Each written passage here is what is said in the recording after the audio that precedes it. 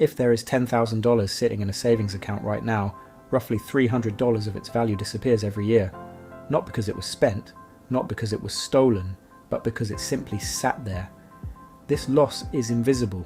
The account balance does not shrink. The number stays the same, but what that number can actually buy, quietly, erodes. Most people do not realize this is happening. They believe saving money is the responsible choice, and in some ways, it is. But saving alone does not build wealth. It preserves a number while the value behind that number declines. By the end of this video, the mechanics of why this happens will be clear.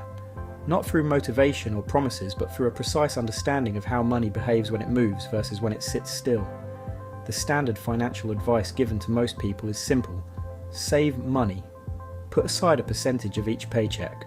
Build an emergency fund. Open a savings account. This advice is not wrong. Saving creates a buffer against unexpected expenses. It prevents the need for debt. It provides short-term security, but it does not create long-term wealth. The reason is mathematical. When money sits in a typical savings account, it earns interest. In most cases, that interest is less than 1% per year. Meanwhile, inflation, the gradual increase in the cost of goods and services, runs at roughly 3% annually. The gap between what the account earns and what inflation takes is a net loss in purchasing power. $1 today does not buy what $1 bought a decade ago. Saving money preserves the number but not the value. Over time, the distance widens. This is not a flaw in the system. This is how the system is designed. Wealth is not built by holding money. Wealth is built by deploying it. The difference between these two actions is the difference between stagnation and growth. When money is deployed, it is put to work. It is used to acquire assets, things that generate returns over time. Stocks, real estate, bonds, businesses. These are not abstract concepts. They are systems that produce value. And when money enters these systems, it participates in that production. It does not sit idle. It moves, and movement creates growth. Consider two people. Both earn the same income. One saves 10% of their salary in a standard savings account. The other invests 10% into assets that grow at an average rate of 7% per year. After 10 years, the saver has accumulated a sum. The investor has accumulated significantly more, not because they earned more, not because they worked harder, but because their money multiplied. After 20 years, the gap is wider. After 30 years, it is enormous. The difference is not effort. The difference is structure. One person held money, the other deployed it.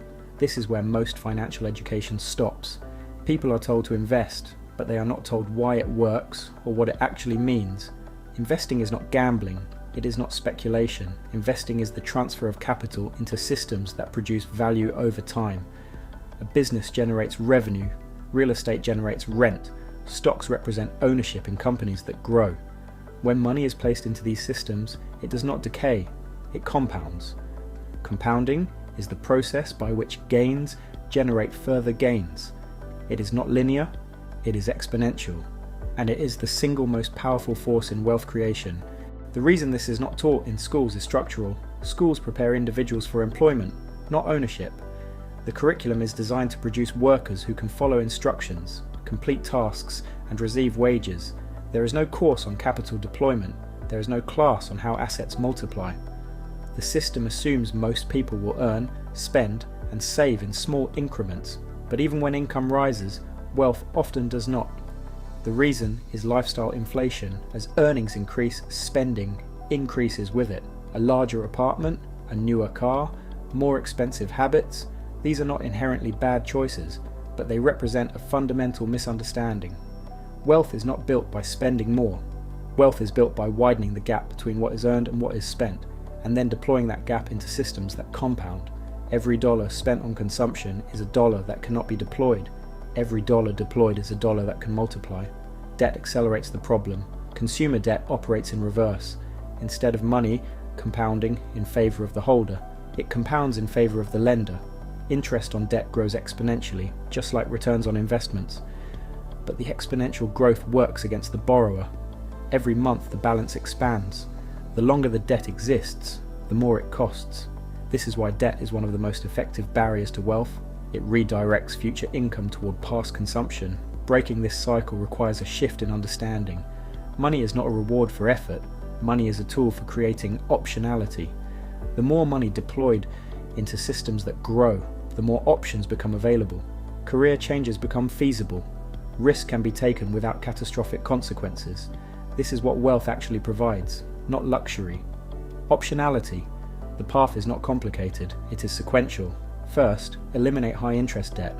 Debt that charges double-digit interest will always outpace investment returns. Second, build a modest emergency fund. This creates stability and prevents new debt during unexpected events. Third, begin deploying capital into assets that compound. This does not require large sums, it requires consistency. Small amounts, invested regularly, compound over decades into significant wealth. Time is the variable most people underestimate. Wealth is not built in years, it is built in decades. $1 invested at 25 has 40 years to grow. $1 invested at 35 has 30 years. The difference in final value is exponential. This is why the wealthiest individuals are not always those who earned the most.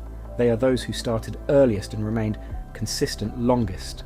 The barrier is not knowledge, the barrier is behaviour. Most people know they should invest, most do not. The reason is that the benefits of deploying money are distant, while the benefits of spending money are immediate. Overcoming this requires structure, not willpower. Automatic contributions, systems that remove decision-making, processes that make investing the default. The top fraction of wealth holders do not rely on motivation, they rely on systems. They have structures in place that ensure capital is deployed automatically. They understand that time in the market is more valuable than timing the market.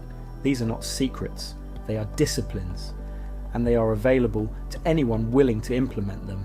Understanding how money works does not guarantee wealth, but misunderstanding how money works guarantees its absence. The gap between those who build wealth and those who do not is structure. It is the difference between holding money and deploying it. This is what schools do not teach. If this explanation shifted how money is seen, subscribe to continue learning how money really works.